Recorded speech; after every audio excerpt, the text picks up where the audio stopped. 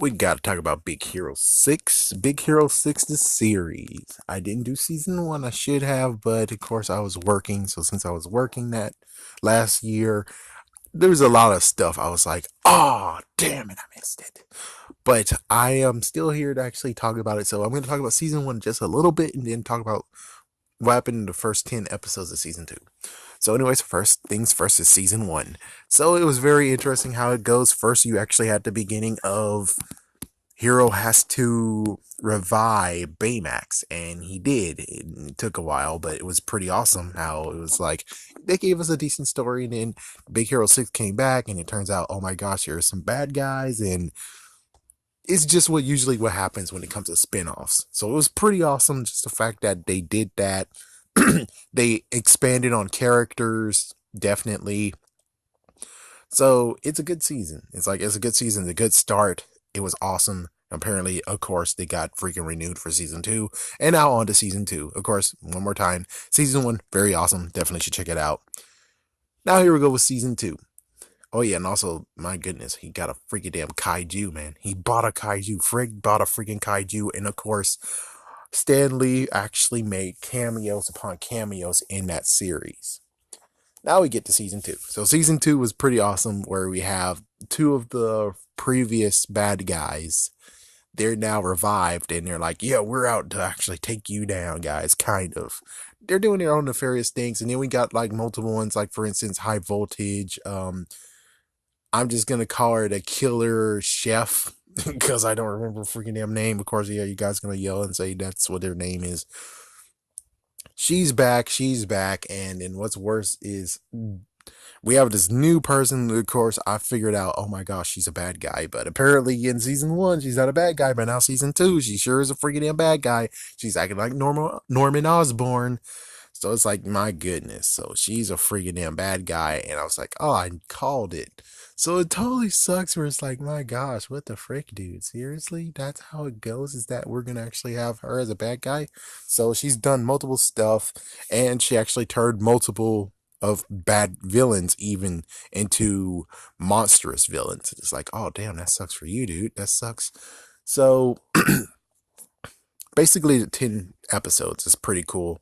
Oh, yeah, there was also Globby, and Globby actually did turn human, but he had to turn into his globulin self again because, well, they had to come save the day because the stupid girl, the stupid person is now a bad guy. It's like, oh, I'm going to take DNA of him and turn it into a monster. And she did. And it's like, what the frick?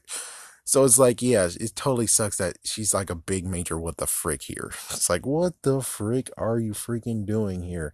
What the frick? And it's like, yep, that's exactly what happened. But the 10 episodes is pretty awesome, pretty fun. I enjoyed every single one of them.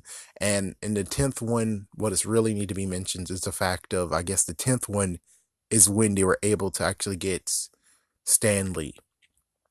Stan Lee most likely did the 10th episode, and the 10th episode actually had him do more than just one or two, the three lines. He actually got to be a superhero and doing stuff. So it's like, wow, you actually did that. And it's like, oh, that's pretty awesome. And then it turns out that that was the last episode he did, from what I can tell, because it said rest in peace, Stan Lee, or in memory of Stan Lee. So it's like, damn.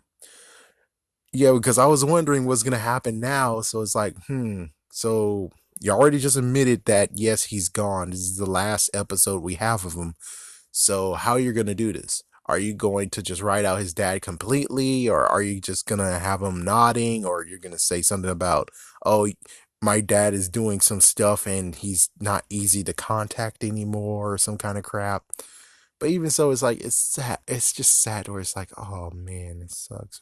Which I really hope that they could maybe cycle into all the lines he said. So maybe they could actually make some decent thing of where it's like, hi, son. And that's it. That's just it. Where maybe you just have him cameo in the background. And he just waves and says, hi, son. And he just walks. And so it's like, at least the good news is that he's still alive. His character's still alive. It's just that he can't say much because, yeah.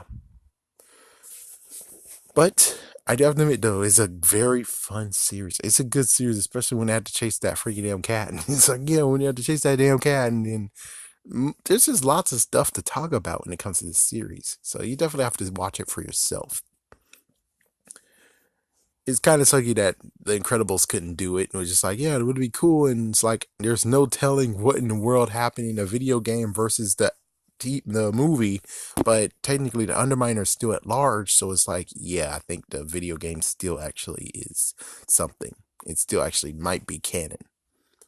But anyways, yeah, who knows if we're gonna get a Big Hero 6 2 movie and we'll actually incorporate all this stuff that they have in the series. If they do it, it will be great. But for right now, no idea on a new movie. And for right now, the TV show is good enough.